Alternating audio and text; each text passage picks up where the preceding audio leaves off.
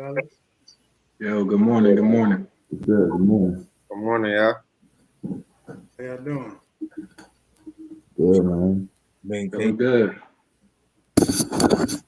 All right, so for whoever's watching or whoever watches in the future, for the time being, on Sundays we're going to shift from primarily stock market conversation to more general conversation. Now, if stocks come up, of course, we're not going to not talk about that, and we're most definitely going to get back to it with an intentional purpose in the near future. But for the time, we're just going to rap about things that we see throughout the week and pull out the gems and the lessons that we see, apply them to the next week, and then next week, repeat. So, something that I've been seeing, as we all see, are the New Year's resolution, right? And according to the data, like that's something that's been researched extensively. A lot of people's New Year's resolution are already gone, right? It lasts 14 to 21 days. That's done. And I don't see as much as I thought I would with the inauguration. I see a collective thought from the general public that the new president is going to make a big difference in our lives. And speaking for me personally, we'll all share our insight, but I think that's a pipe dream, you know. So we shall see. We shall see. So what I wanted to share in terms of the New Year's resolution and the new me kind of thing is I wanted to talk about habits, which we talked with our workout group about yesterday, and I want to talk about the benefit of having a strong team and how to form that strong team. All right, so let's jump right into it. So habits.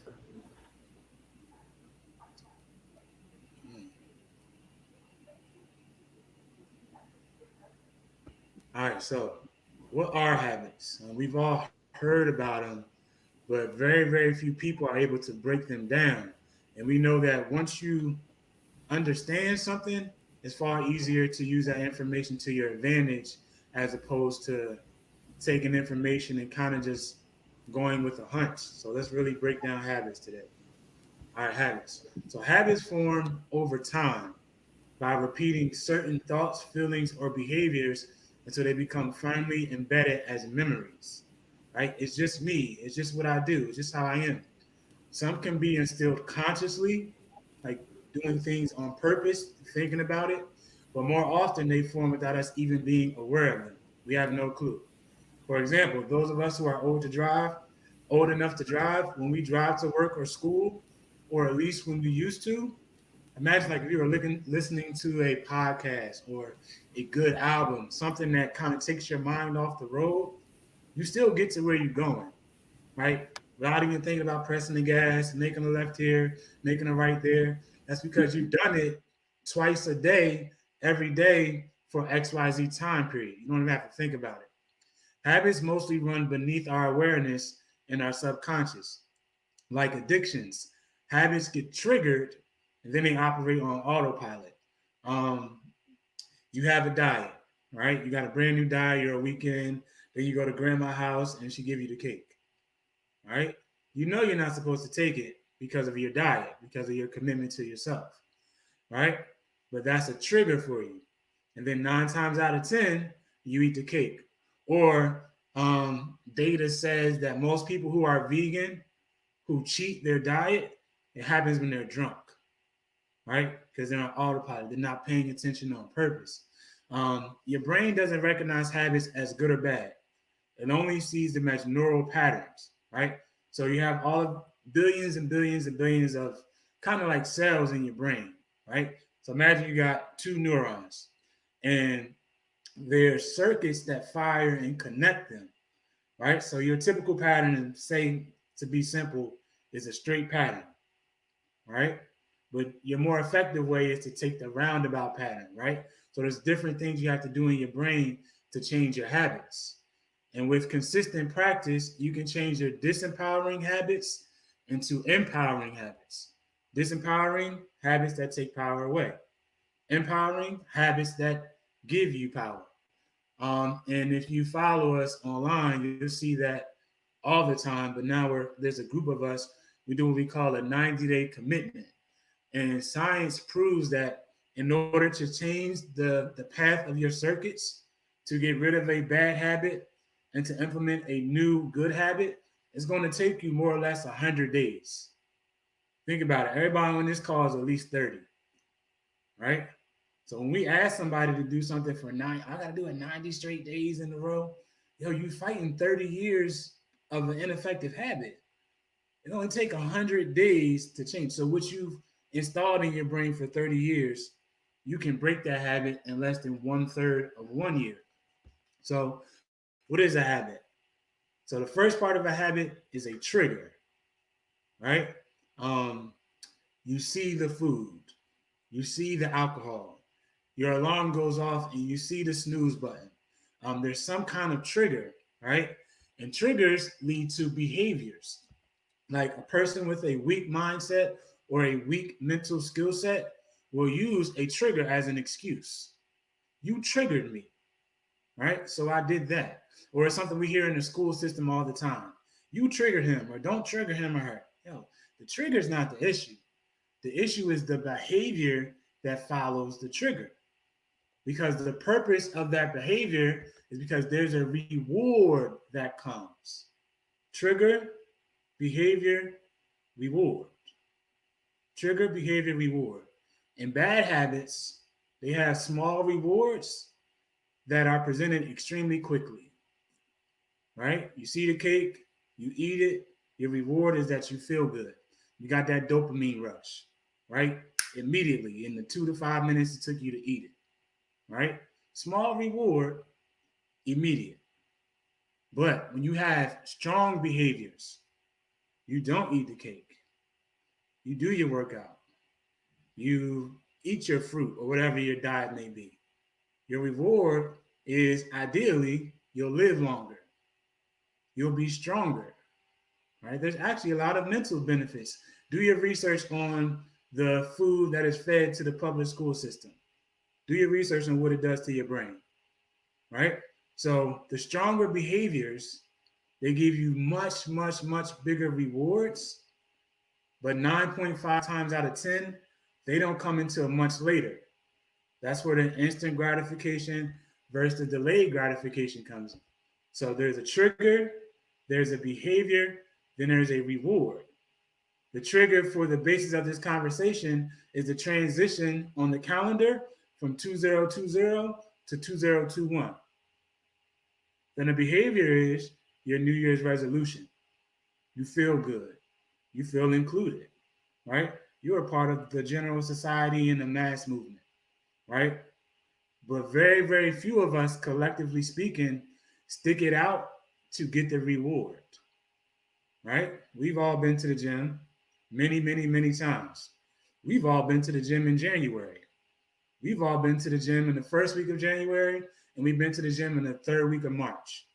Same gym, same population, totally different number of people in the gym, right? Because a lot of people don't continue the behavior to get the bigger reward.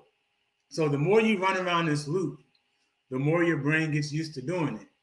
Your diet is trash, your diet is trash, your diet is trash, your diet is trash, your diet is trash. It's going to be extremely difficult to break that loop, to break that cycle, right? Because that pattern is ingrained, right? You done went that way, you went that way, you went that way, you went that way, you went that way, you went that way, right? It's going to be extremely hard to go a different way. So the first thing you have to do is identify your trigger and disrupt that pattern. You need to break the cycle. So as soon as you see the trigger, the first thing that you have to do is change your behavior, right? And make sure you set up an environment so that your behavior can be changed. But number one, habits are only changed by changing your mindset. Oh, I never noticed that I'm focused on the small reward that comes quicker. Let me focus on the bigger reward that's going to take longer. Changing your environment, right? Maybe you don't go to grandma's house until later, until the cake is gone. Or maybe you tell grandma you're committed to being healthier, so you're not going to come into the kitchen, right? Just so you don't fall victim to the environment that the kitchen brings for you, right? And take baby steps. A lot of people give up on that behavior because they don't believe that they're worthy of that reward down the road because it seems so far away, right? You don't have to dunk from the free throw line. Start with a layup, right? But just keep doing it every day, every day, every day, every day. Because remember, habits are only patterns in your brain and your subconscious, like without thinking, it doesn't qualify habits as good or bad. To your brain, all habits are equal. And it's your responsibility to intentionally, right, on purpose, shift as many habits as possible to ones that add power and replace the ones that take away power. And you got to be aware of cognitive dissonance when you make a shift. And that's a whole nother lesson. But cognitive dissonance is essentially when your thoughts, your belief, and actions are not in line. Right? When you know you shouldn't eat the cake and you do it anyway, that's cognitive dissonance. Or you're in a committed relationship and when the clubs used to be open and you see her and you're attracted to her, you know you're not supposed to talk to her and you do it anyway, that's cognitive dissonance. Or when Netflix is dropping a new movie every week this year and your report is due on Friday, but you watch the movie instead of doing your work, that's cognitive dissonance. We all want to do the right thing, right?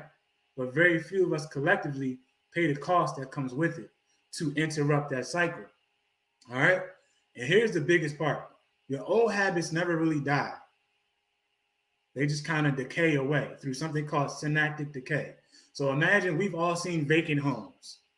If the family just moved out yesterday, the home is still going to look like somebody lives in it. Let's say nobody comes to touch it, no contractor, no landscaper. You drive by 6 months later, there's weeds everywhere, vines, animals, homeless people in there. It kind of just died out because they moved to a different home. There's a different circuit. All right. And if your habits are highly pleasurable, like food, TV, those things pump us with dopamine, pump us with dopamine, pump us with dopamine. They're addictive. Right? Do your research. The biggest drug in the world is actually food. It really is. All right. We can talk about that some other time. And I'm using food because it's something that everybody can relate to of any age. Or habits are formed out of fear or trauma. All right. And when they're addictive, pleasurable, or formed out of trauma, they're much, much, much more difficult to break.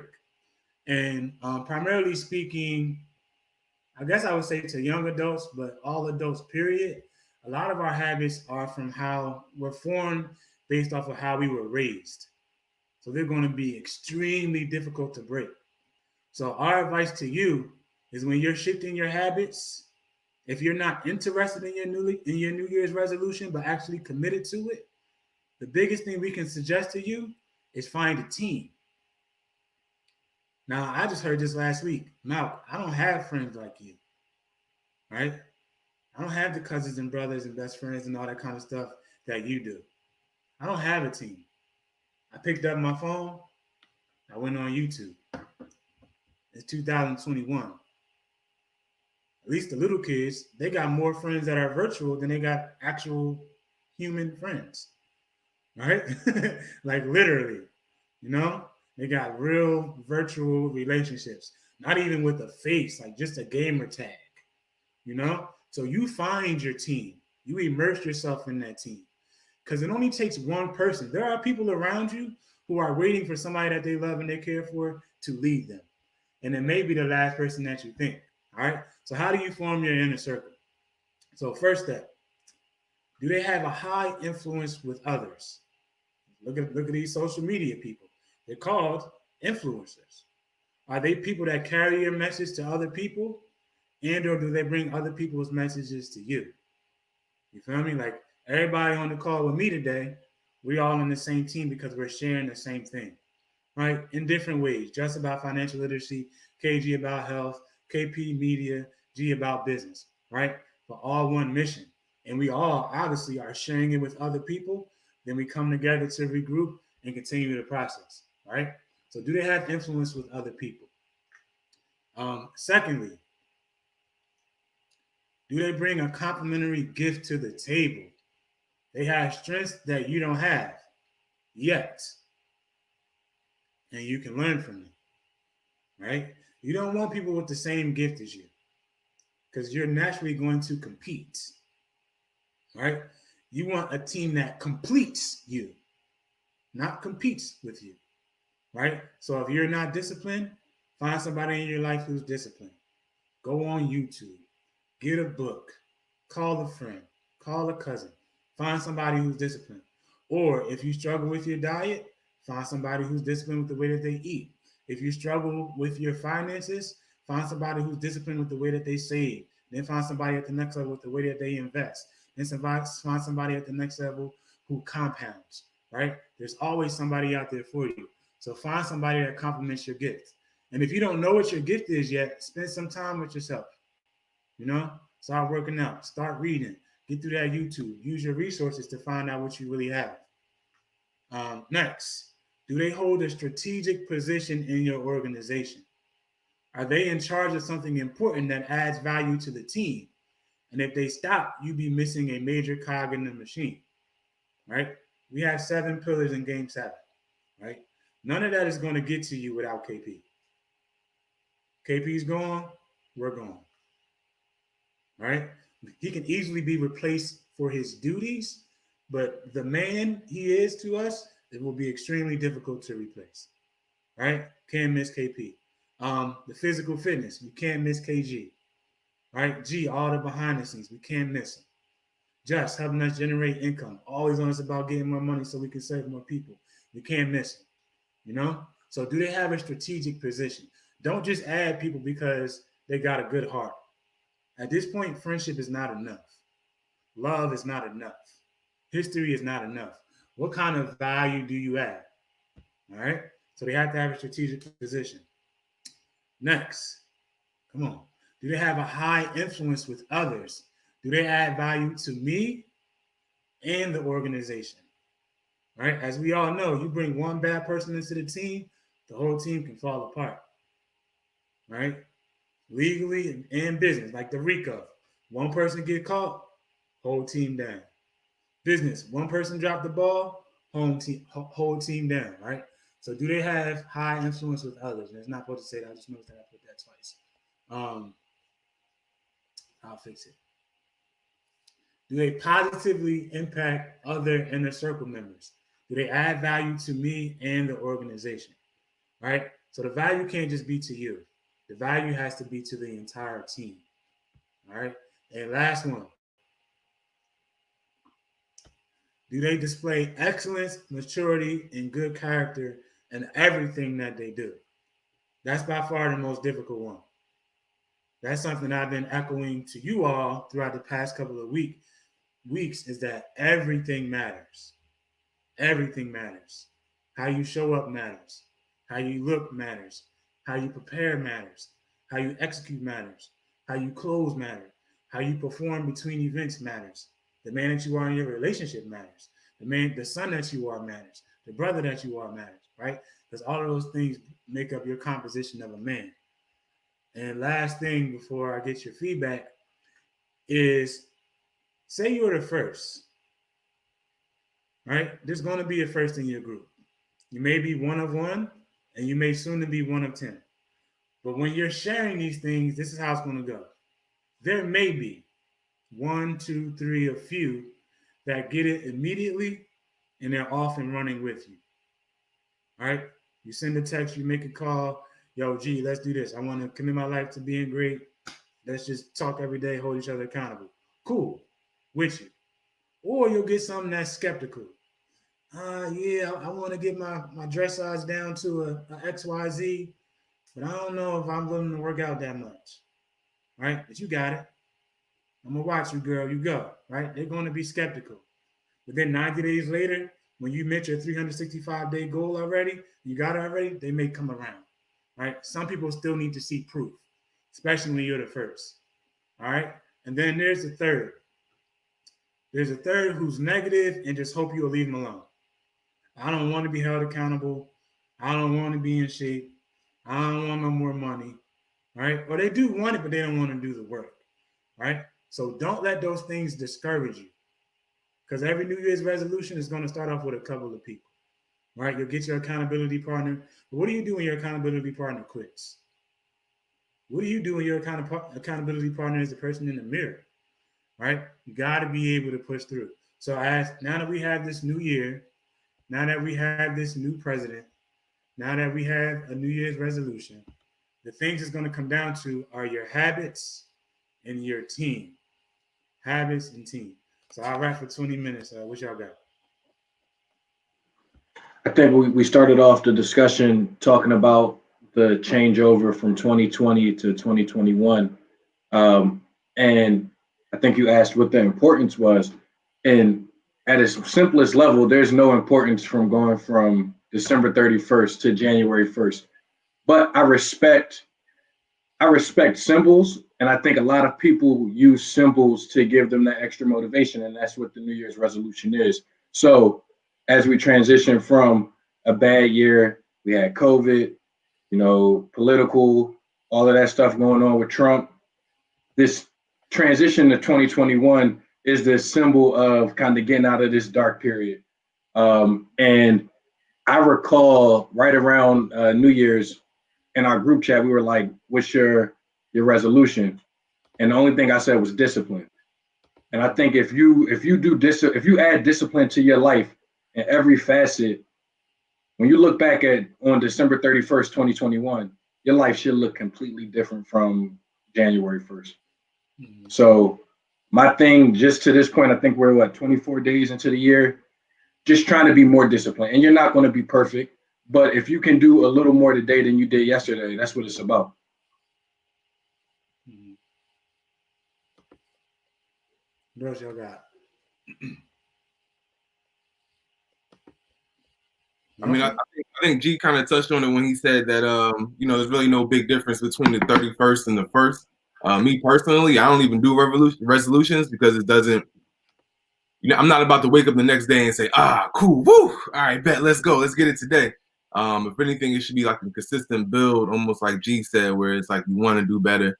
And what that means, and how people identify that and what they want to do better at, I don't know. I know. Yeah, I don't know. I don't want to go too deep into that next subject, but yeah, I don't see a difference between the 31st and the 1st. Okay. Yeah, I definitely piggyback what G was saying in terms of changing years, especially after this one as a new beginning. We had so much negative things going on in the world, even though that may have not been everyone's reality, because personally in 2020 I had a lot of growth within myself, as well as our organization. We expanded, but for the general public, just looking forward to that new year, I feel like everyone was just like, okay, there's no way in hell that 2021 will be just like 2020, right? And what people don't realize is just because a new year begins doesn't mean all of a sudden the actions are going to change, right? And it comes down to decisions, and it comes down to you doing everything that you can do in controlling the situation that you can control, because we all understand that the BS is going to happen, right? So how are you going to respond to that when you are faced with it? Are you going to look at it as a challenge? Are you going to look at it as a challenge, or are you going to look at it as a threat? And having that importance, it is so important to having a team with you, because we all get it. Like, it's extremely hard. Not everyone has that inner discipline that us on this call may have. So having a team is so important, because when you're going through a struggle, you can reach out into a teammate and they can give you some motivation. So that importance of switching over to a new year, I think it just, people want to mentally reset, right? But the reality is that the world all of a sudden just isn't going to turn back to normal or perfect just because the new year is upon us. That idea is just people wanting things to get better. And like I said before, just what we can start with is our decision making and our habits. And and that can change our perspective of what is going on in 2021. Therefore, that could start changing your life and pathway because you can make new avenues for you and the people that you love or the people that you're trying to serve or serving in whatever you're doing. Yeah, I definitely agree with everyone's perspective. I did want to just add this one layer. Outside of it being a new year and an opportunity to, turn over a new leaf, understand that every single day that you are given an opportunity to open your eyes is an opportunity to restart, right? You have the opportunity to change the trajectory of your life. If you are not happy with the direction of it, you happen to be blessed enough to be born in a time in the world where resources are at your fingertips, okay? I just had the opportunity to be in another country for the last, right? And to a very, very big surprise for me, there are individuals that are in third world countries and all children are not in school, just like America. And guess what? They are learning online as well, right? Now, maybe not up to the speed or the capacity. They may not have access to the same platforms and things of that sort, but the reality isn't much different, okay? Now, I say that because, at least in American culture, Christmas tells us, give gifts, right?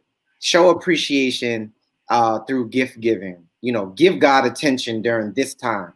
Like during this time, this is when God did X, Y, Z. It's his birthday. We should give gifts to represent those things. Thanksgiving comes up. What do people do? They follow the lead and they say, okay, now I'm going to be intentional about giving thanks to those people who are responsible for maybe my safety, my upbringing, my whatever, my happiness, whatever it is, right? And I guess my biggest offer to everyone is create these mindsets and these days within yourself, right? Choose a day of the week that you're gonna be thankful. Choose a day of the week that you're gonna give gifts. Pick a day out of the week where you are gonna give you your best effort, right? And that doesn't have to happen at the stroke of midnight on December 31st, right? It can, right? And for some people it will, right? Because sometimes we are looking at such a big picture and we realize that, hey, we're not where we want to be as far as the big picture, right? That, hey, we use very, very small, checkpoints in the year, Christmas, Thanksgiving, Hanukkah, whatever it is that you celebrate as these opportunities to restart when they're really just psychological. And if you don't have someone in your environment, because that's something that really stuck out to me when Malcolm highlighted the influence of your environment. If you don't have individuals in your environment who mirror your desire to just turn over a new leaf, number one, you have us, right? If you don't know already, we are people. We're regular people, right? We are on the same journey as you, right? But it is very, very important to switch that circle because I myself noticed the difference in the individuals, people that you see online and people that you see that are influencers. Many of them are different from their, circle of people that they grew up with as well, right? You very rarely see an influencer with an entourage. Somewhere along their journey, they've decided to either take themselves or their life extremely, extremely serious, or they allowed themselves to be humbled by watching someone else's journey or getting connected with another individual that was in a place that they wanted to be, and they submitted themselves to learning an approach that could give them more happiness. And with all of these, pieces of information that all of us are providing, find something, even if it's just one thing in each of our conversations or something on the screen right now that you can connect to, that you'll commit to doing just this week. That's it. It's just this week, right? Commit from Sunday to Sunday, right? That would be a beautiful vacation for a lot of people, right? Sunday to Sunday. All right, give your anxiety a break for a week. Commit to something that provides, and gives back to you, when you commit to something, oh, it returns a favor. Okay. I don't want to be too long-winded, but I do want to just remind everyone that if anything that I said I would like to stick with you is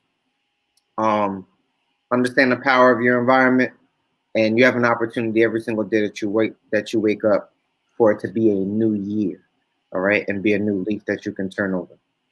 Can I say one thing real quick, Jess? You said something that stuck out to me. You said the big picture, and I think people get caught up with the big picture, too often, and they lose sight of the fact that there are little transactions that you have to do in order to build that big picture.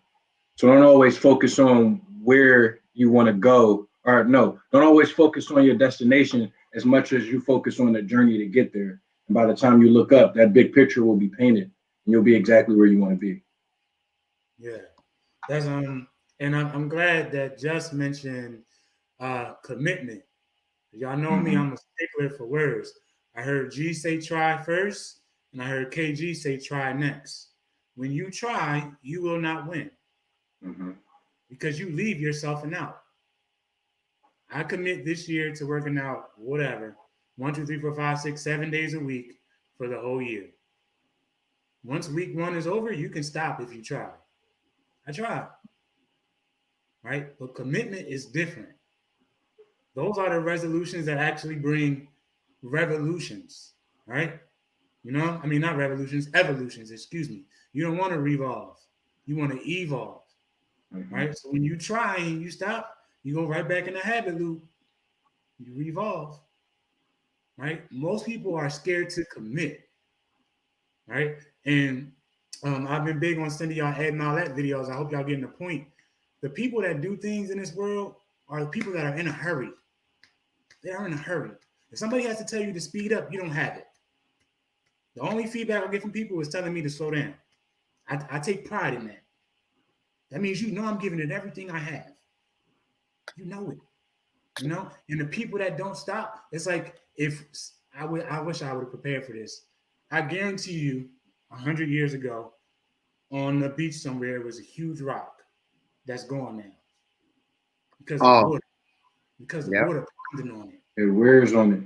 Right? The baby steps, And the people that run the fastest are the people that believe that they're the closest. Like G just communicated to the people who believe that your goal is so far away in your head. Right? So when you're running a marathon, you kind of jog because you got to be able to last it. Right? But if you believe that your finish line, at least for like this current state of your life, is right around the corner, you're going to bust your behind. It's like coming around that last bend on the race. For some reason, after they ran that whole race, the last part is when people run the fastest because they can see it. So it goes back to what you think and you believe. You have no business having a New Year's resolution if you don't think you can do it or you don't believe you can do it. You have no business because you're not going to do it. Right? So I want to highlight the fact that you have to commit. I see you, Jess. You have to commit. And what it's going to take for you to commit is a word that is looked at as bad in our culture, but hate and disgust. You have to hate your situation. You have to be disgusted with that image in the mirror. You have to be disgusted with that car you have to drive. You have to be disgusted coming home to that home that you don't really want. You have to be disgusted to see your partner sad because you can't deliver as the man that you really need to be, right? Otherwise, you tolerate it. When you tolerate, you try. But when you're disgusted, when you hate your situation, you commit, right? So don't lie. I think that really comes down to don't lie to yourself. If you cool with it, you cool with it. And if you continue to revolve instead of evolve, you're cool with your situation. One day you'll get fed up and your life will change. And speaking to me, my life changed. I didn't wait for New Year's. It was like December 20. I got the video on my phone. It was like December 22nd, December 20 something. Right? And I've been sharing this week when I started the 90-day commitment 2 years ago. It's December 24th. So that makes the 20th, 1, 2, 3, 734 days. I mean, it's 1 day of reading, 1 workout in 734 days. That's the day I committed. I didn't try. 90 was huge for me. Then I just didn't stop, right? Because I broke that habit loop and replaced it with a stronger one. And I didn't know what I was going to do. People say I don't have a passion. I got to find my passion. Action brings passion. Action brings passion. It's like dating. Like, you might see her, she's attractive, you go on a date, but she's not really in the same mental space as you. Or over here, you're not really attractive, but the mental space brings you in, right? You got to date them to figure it out. Like, love just don't start in the beginning. You got to go through that process, right? So the action brings the passion, and you're not going to take action until you're disgusted with your situation and or you hate your situation. What you got, Jess? I wanted to go back to the point that G talked about, and that you touched on about the big picture, right? Having big picture goals.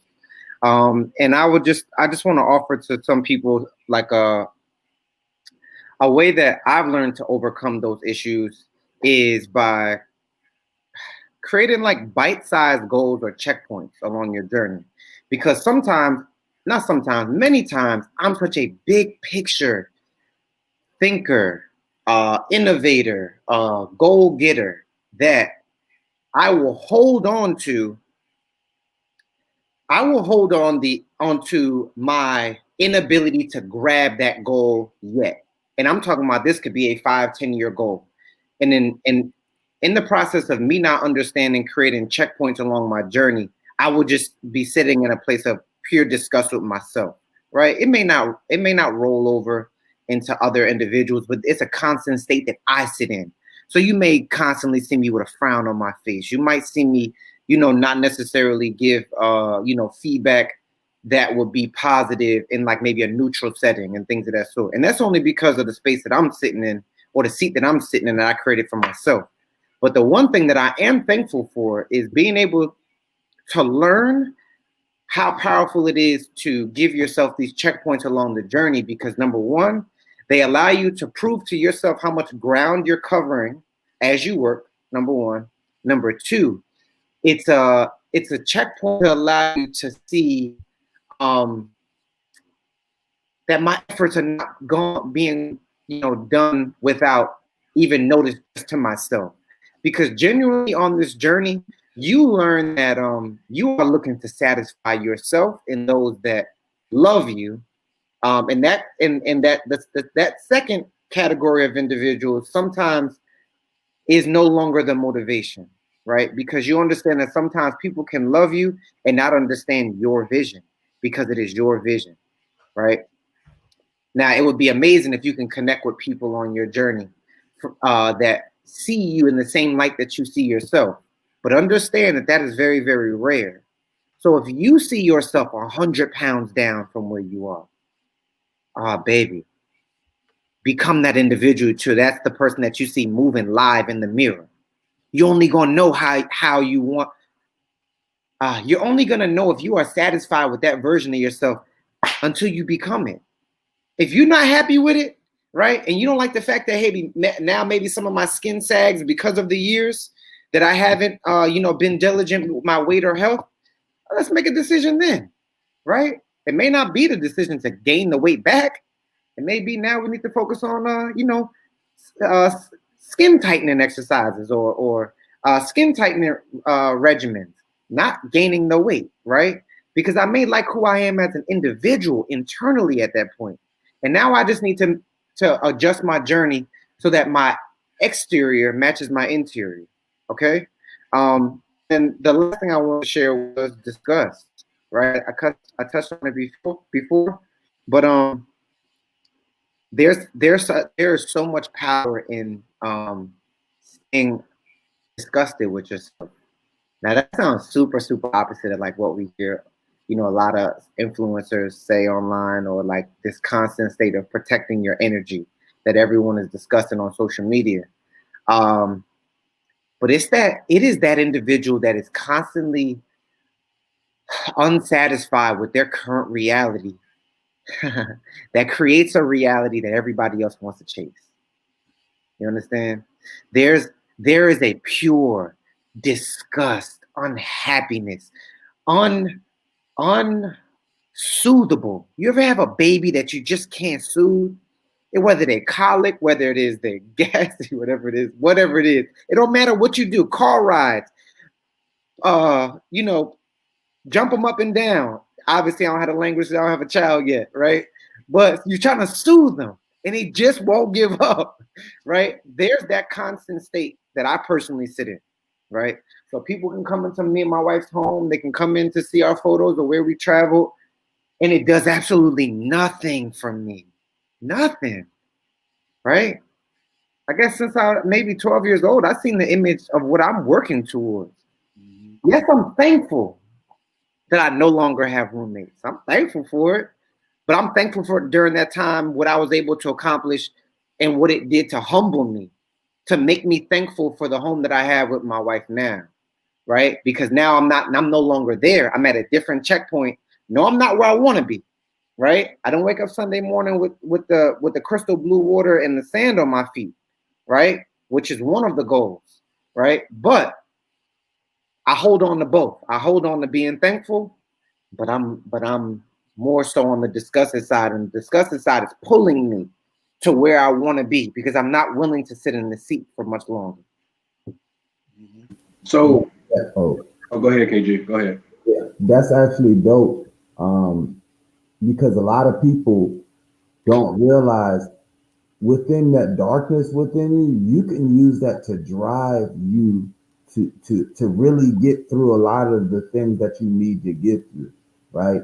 A lot of people just try to forget or just mentally blank out all some of those negative things that are going through their life or bad things. But you can really, like, when you really are evolving into committing to evolving into a new being, like, use that darkness to drive you, like, and not a lot of people can have the ability to do that because they're like, why would I use all this anger, and I don't want to touch that, I don't want to go there, that's not the space that.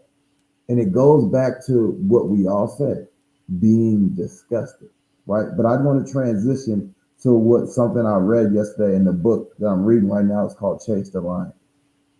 And it says, yes, decisive moments are few and far between, but the ripple effects of those moments transcend time and space. Our actions and inactions have eternal ramifications. And for the record, inaction is an action.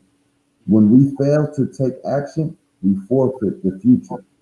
And just as inaction is action, indecision is a decision. So that is perfect to what we were just talking about. When you fail to take the action to creating habits, to creating a better version of yourself, you're forfeiting the right for you to have a great life in the future. You're forfeiting whoever's counting on you to be a great leader, you're forfeiting that opportunity, right? And when you are deciding to not make that decision within yourself, that indecisiveness that you are making the decision that you don't want to be great. You don't want to have a long and healthy, full of great relationships, full of great time life. You're okay with struggling. You're okay with being down in bed every day. You're okay living day to day, right?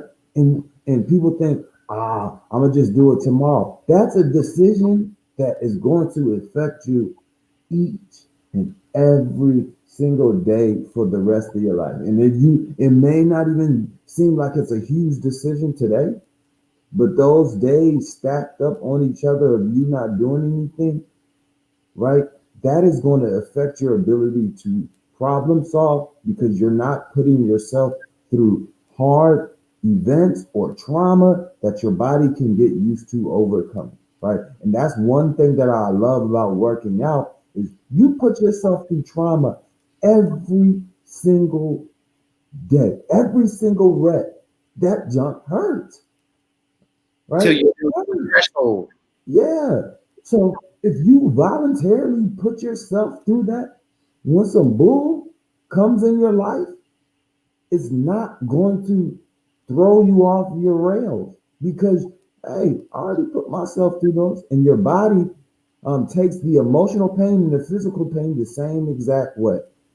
Your body can't tell the difference, right? So that's just something that aligned with me.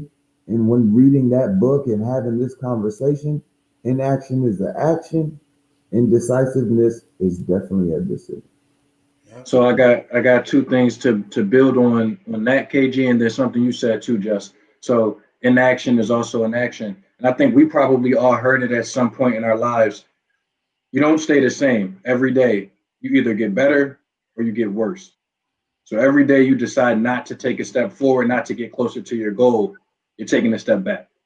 So it's just a different way to think about that quote, inaction is an action. But Jess, you said something about what was it? Now I'm forgetting. Shit. Come back to me because I gotta think. I got a good point. I just lost it though. So one thing that I kind of picked up, and even coming from Just, is that you really got to be disgusted with what you're going through. I think a lot of times, I just go from my personal experience, like a lot of times you won't commit to the new pain until it's less pain than what you're currently going through, right? So if you're going through a lot of mental issues, you're going through a death of a family member, loss of a girlfriend, foreclosure of a home. A lot of times, if you can outweigh that pain and maintain that pain, just working out for an hour or reading a book or doing some type of commitment or doing some type of betterment for yourself and sitting there, that's way less pain than what you're currently going through. So it's easier to apply that and switch pains, if that makes sense. That was one of the biggest things for me when I was going through like the breakup was it was less painful to run 2 or 3 miles than it was to sit in the house and think about it all day. So you got to learn to shift and outweigh the pains and actually realize that too. A lot of people don't realize that. A lot of people don't sit back and say, dang, I'm really in a funk right now. I'm going through a lot of pain. Well, actually, I could just be doing that, and it's a little bit less pain that's actually going to alleviate or eliminate some of the pain that I'm currently going through. So taking this to step back, remeasuring yourself, and just really evaluating your situation and your options is something that's definitely beneficial. I want to add really quick, KP. You just brought up like a cheat code. Yeah. All right. Yeah. It's crazy. And I'm sure everybody's gonna take a different twist to what they heard. But what I heard is something that I probably didn't experience for the first time in my life till 2011. Okay, I got into grad school. I moved up to New England. I went to Brown for grad school, and for the first time in my life, I was alone. Woo! You talking about one of the most scary realities in this world. I'm a social individual. I'm used to being in environments that maybe necessarily I can identify with. I'm a very well-rounded individual. However, maybe socially, the social experience at Brown was completely different from middle school, high school, undergrad, okay? I never really was in an environment where people were competitive academically. I was taught to compete in the world, right? I know jokers that have done well academically their entire life, but they can't put it together. You understand? And I was taught, and my bringing was, all of this only really matters, son, if you can make this shake in the real world, okay? So I'm bringing it up because the cheat code that you brought up to me, KP, was, yo, make it a regular thing to have those one-on-ones with yourself, right? Take out the ear pods. Stop listening to podcasts. Stop listening to music to alter your energy. Like, see where you at right now. Are you happy with yourself? If you are, continue to do what has got you in that place. However, if you are not, change it. If you are not, please, you owe it to you. I'm being reminded right now, and this ain't nobody but God, but you know, God says, man, my house has many rooms. And in all of those rooms, I got blessings for you. I got ones with your name on it, boxes. I got things that you could never imagine. But I'm only gonna give them to you if you can step into it and I can trust you with them. So look at what you forfeiting, right? You don't see people winning out here because they ain't paid no cost. These jokers been paid a cost. Whether it was separating themselves, reading more, exercising more, praying more, being better to those individuals that God put in a circle. Maybe it's just doing better in those small things, right? Because I will tell you this. If there's an individual that you follow, there's an individual that you see on a consistent basis that got less than you, that knows less than you. They're not better than you. But guess what? They got more than you. Right? And for me, that's something that continuously motivates me to continue to do better. This individual has less, knows less, but they're in a better seat than me. That means that I need to alter something about my approach. That's all it is. I don't got to change who I am, right? And if there are things during my one-on-one that highlight that I need to make those changes, I have to be honest with myself that those are the small changes that are keeping me from accessing the next level so that I can see what else is available.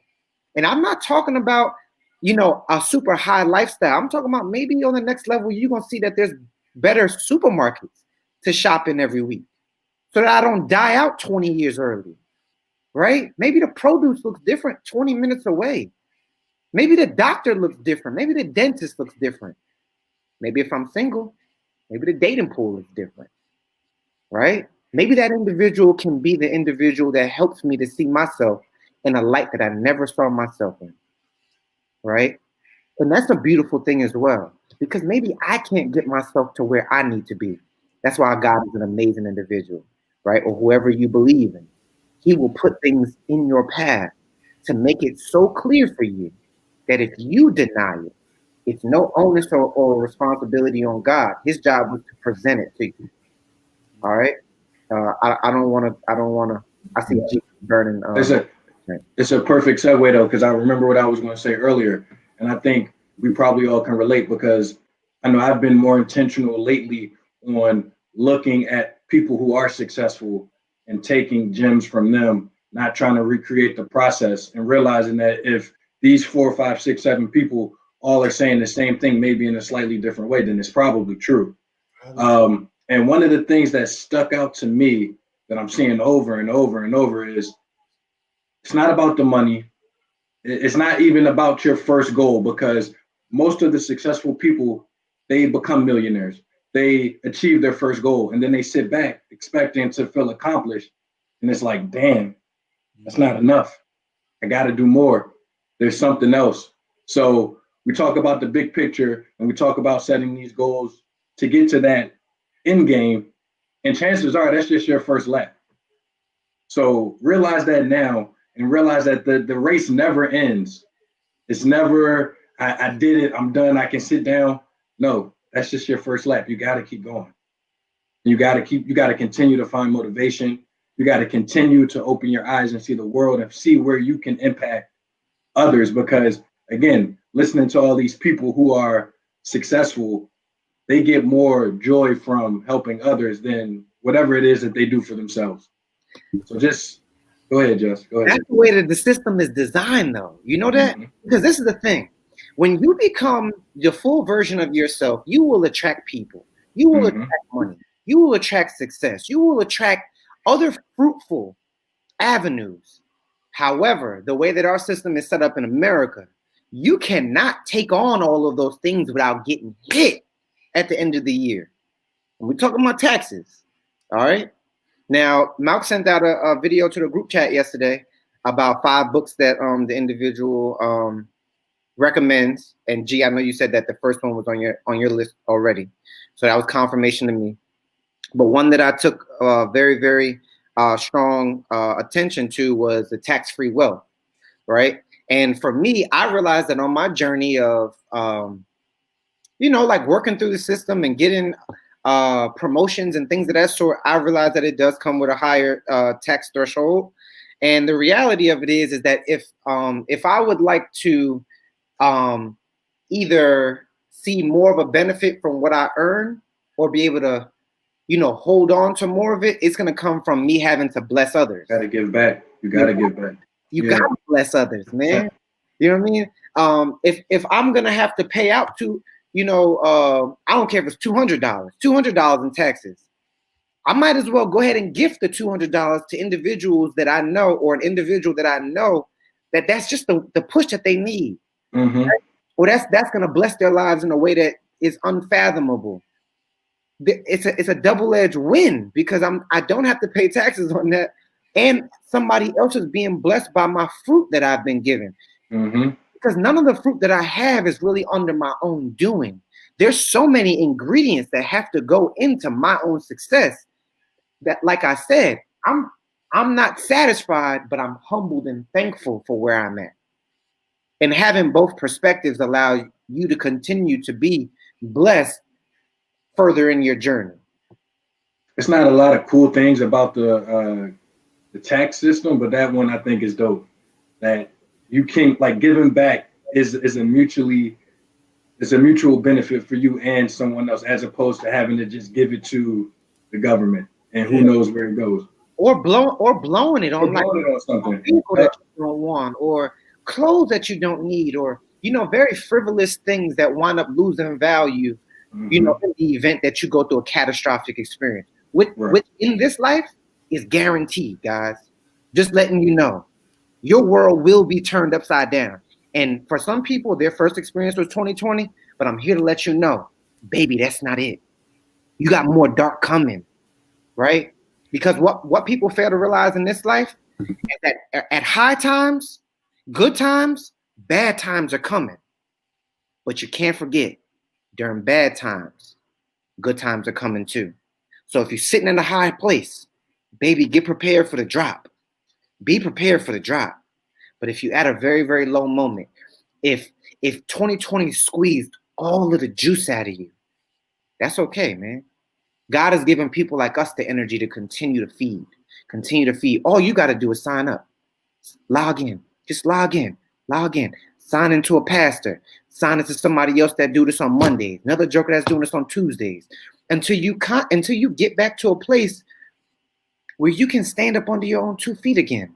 But don't disconnect from the sources of energy that got you to that place, because the goal wasn't to get back on your 2 feet. The goal was to fly, baby. You understand? Fly. That's what this life is about. That's why everybody sees those individuals. Malcolm constantly talks about eagles. Eagles fly above the clouds, man. I got a chance to see what that reality was once again from my travel recently. It ain't no turbulence up there, man. And it's very little traffic. It ain't too much sharing of resources either. Everybody up there got their own. And it's so little individuals that there's no fighting for scraps that you see. You understand? I'm gonna end on this song I always listen to. It's called Young OG Part 2 from Fat. He said, my son gonna be a king. I tell him every morning. I put my chain on his neck. Right now it's heavy on him. One day it all will be his, so I'm forever on him. And for me, I'm bringing that back to environment, because yes, all of us might be in our 30-year-old range, but we're going to put a chain on some people that are maybe older than us. We're going to be blessed with that opportunity. It's not going to be a son. It's not going to be a daughter. It's not going to be a little cousin, right? Your breakthrough may bless individuals that don't have that much more time left here. So your urgency. Go ahead, Mal. I've been waiting to get back in, but everything y'all said fit in perfectly. So the key to all this is having big reasons. These reasons have to be so big that they outweigh your excuses. So the part that I picked up from KP that he said, it was less painful to run during the breakup, right? So I take that, and no target to KP was powerful for me though, in terms of the reasons. Because what happens when you find a new relationship to where now it's more painful to run than to be in a relationship, right? Do you stop? Right? So your reason had to be big enough, like it was Just G that said, you have to keep going. You have to keep going. The reason had to be big enough to keep going. Breakup, marriage, divorce, fiance, funeral, whatever. The reason has to be big enough that you keep going. And Just talked about check-ins. I talked about check-ins with a New Year's resolution. An average person, a regular person, they check in at the New Year. Higher level person, they check in at the end of the month. Next level, they check in at the week. The next level, they check in every day. And there's another level that checks in throughout the day. Yeah. Morning, did I do my morning? Lunchtime, did I do my lunchtime? Afternoon, did I do my afternoon? Prepare for the morning. Morning, right? Those are people that are in a hurry. Everything is planned, right? You watch the football team, the trashiest team, they got to wait till the off season to regroup. The next kind of team, they wait till the bye week to regroup. Next level of a team, they wait till the end of the game. Next level, halftime. Next level, quarter. Next time, huddle. The best team's right in the middle of the play. Just a wave of the fingers. Everybody shifts, right? So how often do you check in? And then also, if you're struggling, you're making it about you. When other people are counting on you, you don't stop. I take pride in setting the pace, right? And I think my belief in my helping others is evident. Like I guess I am now when it comes up. But whenever I see somebody else get it, I cry, right? Because I worked so hard for people to get it because I know what it's done to me. I know what it's done to me, right? So it's only a decision if it's followed by action. It's only a decision if it's followed by action. And before I tell you the story, I wanted to throw something in there that G just said. The government, if y'all haven't noticed, it gives you tax breaks for helping them. If you provide housing, that's federal housing they don't have to provide. That's why you get to write it off. If you provide transportation services, that's transportation services that they don't have to provide. Because like going back to the new year, new president, new me, people think that the government gonna help them. They're not. So if you do things to help the country, housing, cars, mental health, right? That's how they help you get them tax write-offs. But I want to tell you a story about having big reasons that are not about you, and how it can literally change and save a life. So around August, KG and I started mentoring a young man who shall remain nameless. He's autistic, and we were mentoring him via computer, like virtual mentoring. He wouldn't talk. He wouldn't turn his camera on. We didn't know if he was there or not. And then about a week later, we got an email from the staff the staff lady we were working with through this young man's mother. And she said, I would like for you to talk to my son because when y'all were asking questions and doing your exercises, he had some beautiful answers written down. But he was too scared to share them. Can y'all do a one-on-one with him? Cool. Got on Zoom the next day, talked to him. The next session, first person online, camera on, interacting. And he stutters very, very bad. I'm sure that's a part of the reason he's kind of hesitant to expose himself. But he started to participate more. He started to be more active more. He started texting us, right? And also on that very first call, we found out that his mom was just diagnosed with cancer. Mm-hmm. So there goes your reason, big guy. You love your mom? I love my mom. You want her to be sick? No, I don't want her to be sick. But do you know that if she feels better, it's actually scientifically proven that she's going to be physically better? You can be an example. I don't really know your family setup, but you haven't told me about another man in the house. So you the man, right? And he has these dreams of being a professional athlete. So what you got to start doing, bro, is to help your mom and to help your future, you got to start working out. You got to start working out. Well, what should I do? Just work out every day. Hit KG up. He'll tell you what to do, or go on YouTube, right? Sent him some books from his favorite player. He started implementing this. And every Saturday, we have a call at 8 in the morning where we do a workout with whoever wants to join. And he didn't really want to come at first. He started to show up. Then his sister was there. Then somebody started talking on the camera. Like, who's that? His mom, the lady that was fighting cancer, started to be there and record. Then yesterday, and I'm gonna keep it together today. I'm promising myself because I can't always lose it. All right. So yesterday, she's on the call. Cancer's gone.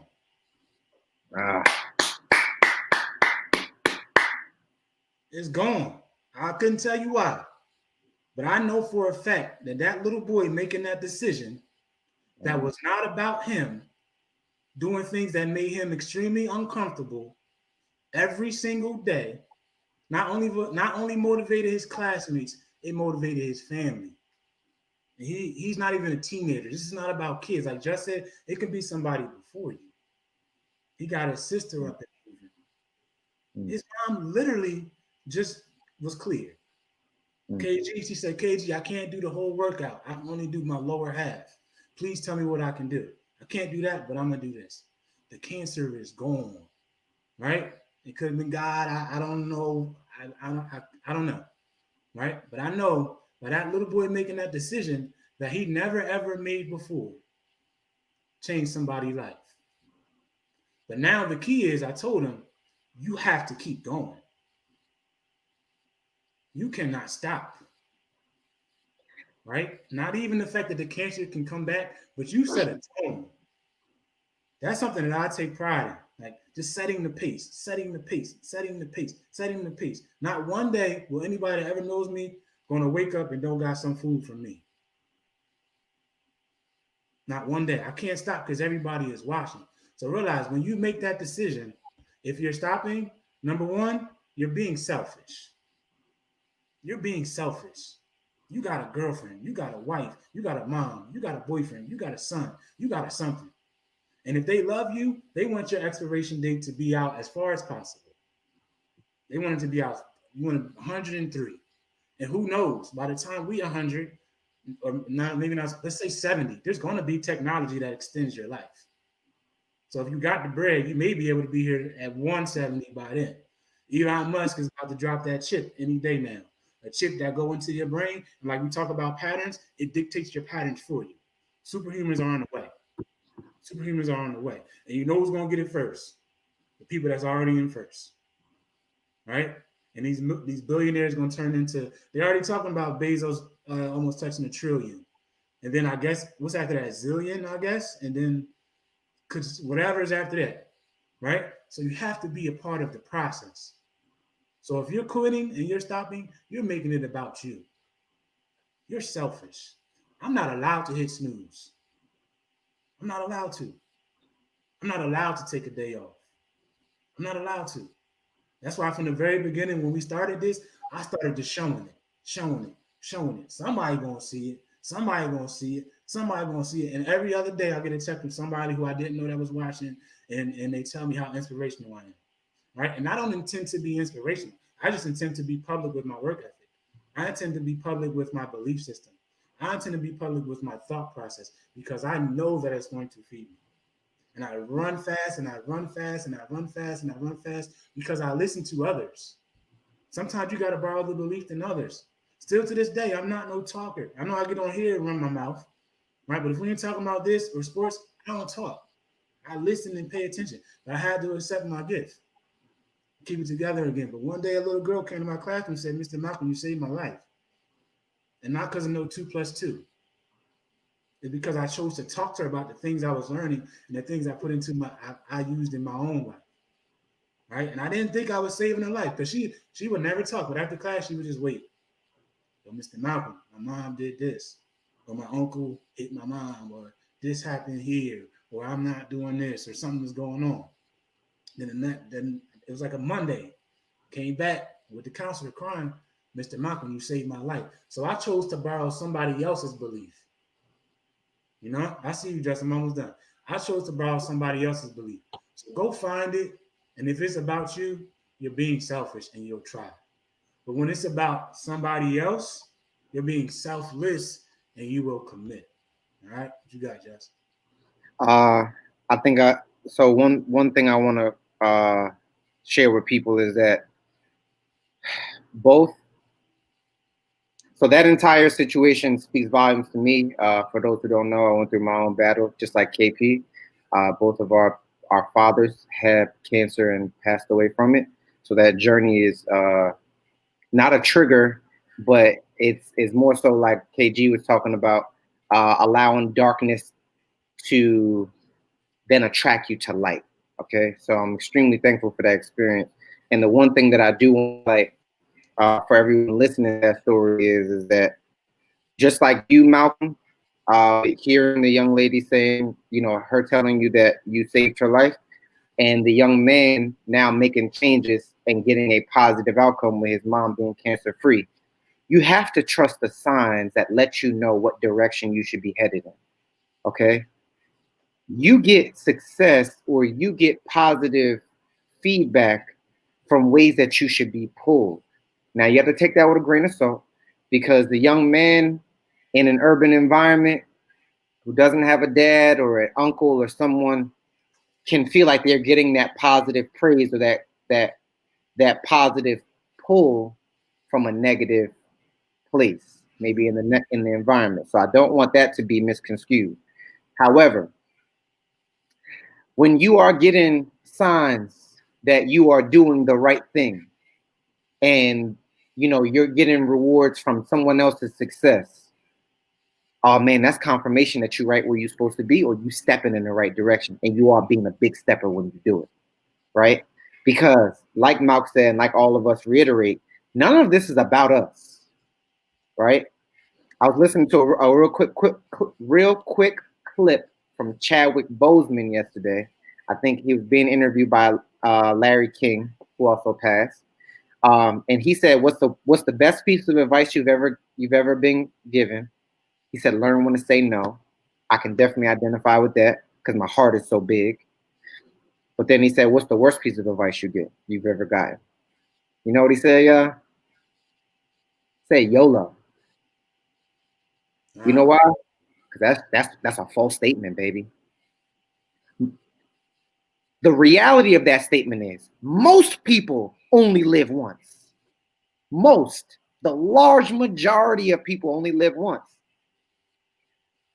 But when you are intentional about giving this life every single thing that you have, you put your pride to the side. You put people's thoughts of you or whatever their perspective is of you, and you continue to operate in the way that God or your energy or whatever it is that you believe in is pulling you in. You embark on a process to become what is the word, y'all? Immortal. Mm-hmm. Essentially immortal, right? Because at this very this past week we learned that individuals like Martin Luther King, immortal, right? On my trip, on my flight, I decided to watch Malcolm X, right? Why? Because I haven't watched it in a long time. Number two was I'm at a different stage in my journey, and there's something I can grab from that that's different from when I last watched it, right? And what I grab from that is that for some people who are bigger than this life, they have to pay a bigger price, and sometimes that means going alone. Sometimes that means doing things that other people who look like me are not doing, which brings it back to the young man. Most young people, most preteens with autism are not putting themselves in super uncomfortable situations visually or in a communication avenue. They're not putting themselves in those positions. But if that's all I have to do to experience what me and KP never experienced, which was having a parent cancer-free, oh man, that's such a small cost to pay. I'm willing to give a limb. I'm willing to give a artery. I'm willing to give a organ to hear this Joker voice again. You talking about just being uncomfortable temporarily?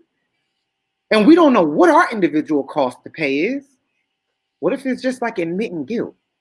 What if it's just admitting to yourself, like, I've been playing with this time that you've been giving me, God. I don't want to play no more, man. Show me how not to play no more. And I want to jump in here because we're in a good space. And me being a background of athletics, one thing we always did was watch film, right? And the eye in the sky never lies, right? So, I play with a few players that we go back and watch film, and clearly some things that they did weren't the right technique or didn't go the way they went, right? But they still wanted to fight about, yeah, but I did this, and but yo, we are seeing the decision that you made. It wasn't the right one, right? Learn from someone else who just did the rep correctly, even if you didn't do it correctly, and you can learn. So, and that's in the space where we are today currently, just like we said earlier. You know, We may not have experienced something, but when you have people who are highly successful in saying these things in different ways, that's your film. You haven't done that experience. That's your film. You see it, right? And then, as you said earlier, just check in with yourself. When you watch film of your past, you're checking in with yourself every day. Okay, did I do this technique right? Okay, did I wake up this time? Did X, Y, Z, etc. Right? When you check in with yourself on a daily, one, it goes back to what we talked about in the beginning. You hold yourself accountable every single day, and then the people, just like the young individual that we talked about, other people start just doing it. Other people, and then when they're on the call, I don't think a lot of people, because I focus on coaching, I do the exercises as well, but I focus on coaching. But when I'm watching their box, the love and joy in that family when they are moving together, like that's just something that brought them together and a tighter as a family because one person decided to do it. And the one person was probably the person they didn't expect it to be. Right. And his mom was so inspired because think about it. You got a preteen son who is on the spectrum, right? You're probably hearing all the time, well, you got to be prepared for this behavior, right? Then all of a sudden, by chance, you get an opportunity to work with two individuals, right? Because we never met these people in person. This is all virtual that poured into him. Because clearly she was looking for somebody that wanted to pour into her son, right? She probably didn't have enough energy on a daily to pour into it. All it took was someone else pouring into him. He poured into himself. Now his family is pouring into themselves. And it's a cycle. Hey, and KG, I want to say this. He also affected other families. Correct. We got multiple texts after our workout yesterday. Yo, keep doing what y'all doing. Keep that wasn't about us, right? We were obviously the medium, the connector. But that little boy who stutters, was out of shape, and everybody doubted him, made a decision to commit and started showing up, and he kept showing up, and he started rubbing off on other people. But the part I wanted to end it on, what I shared with the group yesterday, share your mess. Stop hiding your mess because it's a message, right? There's no testimony with no tests. And don't wait until you got the victory sealed to share your testimony, right? Because a test is a war, right? And that war means it's a battle after a battle after a battle. You win more battles than you lose, you win the war. So you may have only won 2 battles, but there's somebody else who's struggling. There's somebody else who's struggling, right? So it didn't just change his family. It didn't just change his sister, his mother. Actually, it changed my mother. It changed KG's mother, right? It changed his mother. I got a DM. I don't even know who this person was on yesterday. Yo, keep doing what y'all doing. Whatever y'all did with that little boy, I told him we ain't do nothing to that little boy. That little boy did whatever he did to himself. We just gave him some words. Because those are the same words we share every day with grown men and women who choose to hear them but not listen to them. All right? So we're getting to our time. So if anybody got anything burning, we got 30 seconds each. 30 seconds, Jeff. Yeah, nah, I'm the long-winded one. I just want to reiterate and remind people that everybody is at their own stage in their journey, right? So comparing yourself to someone else who may be at a completely different stage of their journey is unfair to them, and it's really unfair to you.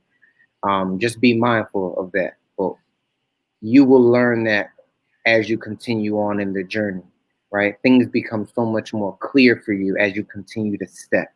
You begin to see that what held you back may no longer be that reason. However, there will be other reasons that will come up that make you feel like, hey, maybe this is not where I should be, or it will confirm that this is exactly where I should be. And what I want to add to that, Jess, the one part where it is safe to compare is percentages, right? If somebody else is giving 100 and you're not, that's a problem. to put it in sake of the stock market. Look at successful people, right? And measure their returns. Their 10% return, if they invested 100 G's, is going to be 10 G's, 10%. You may only have $100. So don't look at your $10 return, right? It's all about percentages. So as you're studying these people, they all give 100, give 100. I see you, G. What you got? Nah, you hit it on the head right there. So I'm good. I'm good. Okay. KG, KP, y'all good?